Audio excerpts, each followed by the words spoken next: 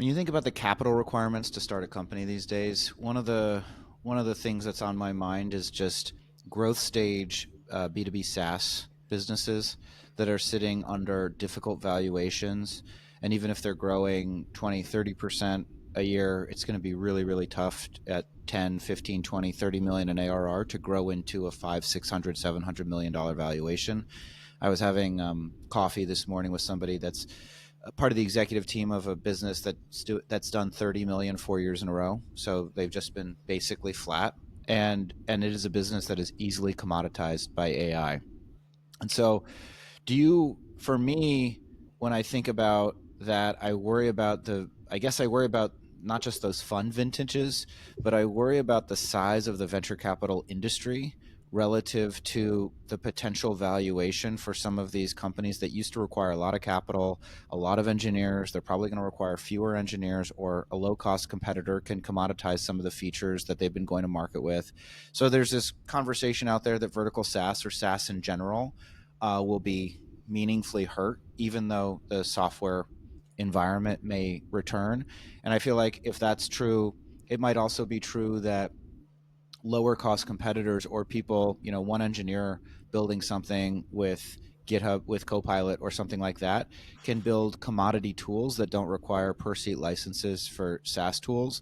And the consequence of that is maybe that's not a $1 billion business, but it impacts the business model of venture capital meaningfully. But that might be offset by the growth of AI, and just a shift in terms of emphasis. Are you worried about the size of the venture capital industry relative to the potential valuation of sort of like the dearth of venture scale investments because of deflationary effects of AI?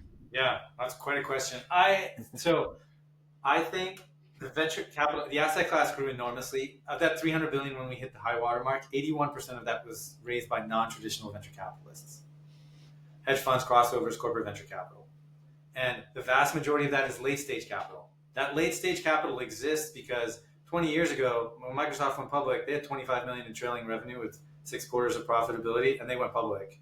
You can't do that at 25. You have to do it at like 150 in trailing. So there's 6 to 7 more years of execution that then like the late stage market is now supplying instead of the public markets.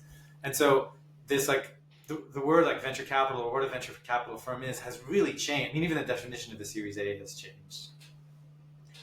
And so if the vast majority of those dollars are going in late, then I think you can make an argument that like the multiples that people are willing to pay, the valuations people are justifying in the mid stages, it's really hard for a lot of these categories that maybe we're a bit smaller than people thought, or we're underwritten to be significantly larger with much higher multiples. But I think at the early stage, I don't think and that's where we play. So I'm kind of talking my own book here, but at the early stage, there's just so much. I mean, you look at San Francisco's share of unicorns has gone down, but the total number of unicorns has exploded, for example. There'll be a correction there, but there's just so much more innovation broadly at the early stage that I do think at the seed and A, there's not an oversaturation of capital. The market has become more competitive, no doubt, but it will become less competitive in the next 3 or 4 years because it'll be harder and harder for emerging.